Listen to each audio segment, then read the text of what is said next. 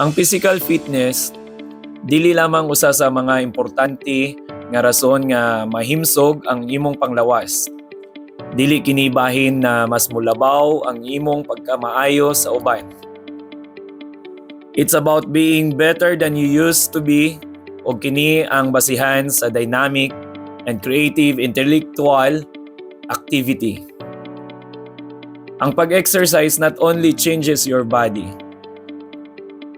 gibag-o niini ang imong hunahuna, imong kinaiya, o ang imong kondisyon.